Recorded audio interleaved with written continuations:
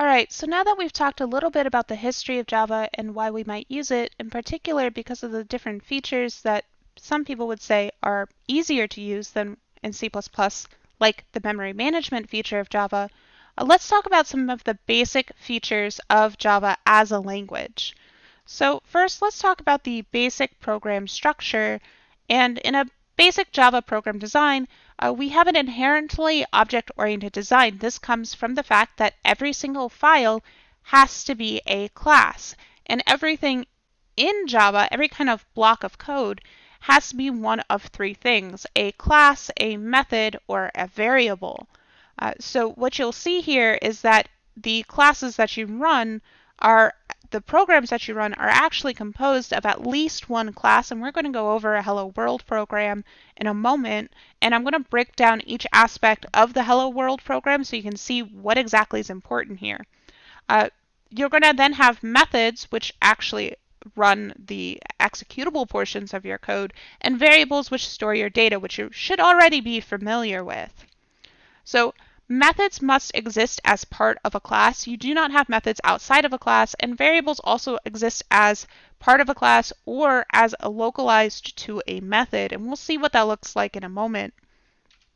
All Java applications are also run using a main method. This is perhaps a little bit different than other programming languages that you've used, and we'll take a look here at the simplest Java program you could possibly have.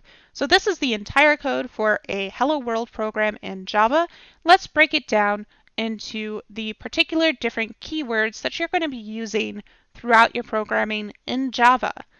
So first we have the public keyword, which says that our class that we're writing here is publicly accessible. Now this is really important for your class that you are going to have your main method in, so that the program can actually be called by external services. Next, we have the class. Now this is the keyword we use to designate the fact that we are writing a class. So it's kind of an important one if we're going to be doing this regularly, if we're going to be writing a lot of classes, and in Java, you definitely are.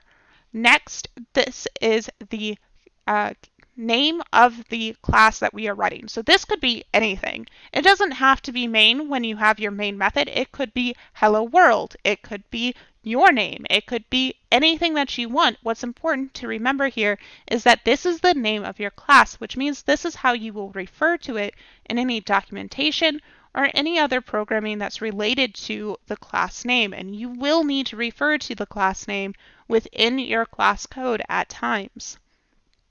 Next, we have the public keyword again, this time telling us that this particular method is to be publicly accessible.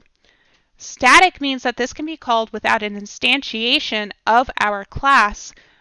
What that means is that instead of having to create a new main object, I can just call this main method free from an actual created object called main.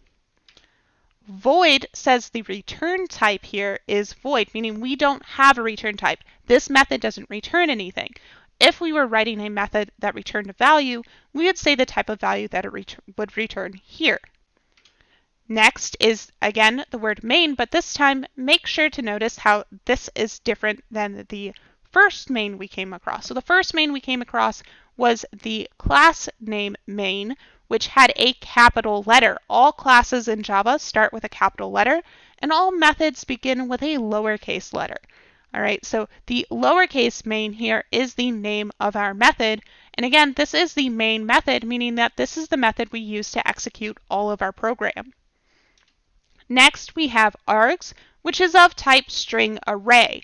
All right, so it might look a little bit different on the slides through the video, but that is a string with an open bracket and a closed bracket, and then the word args.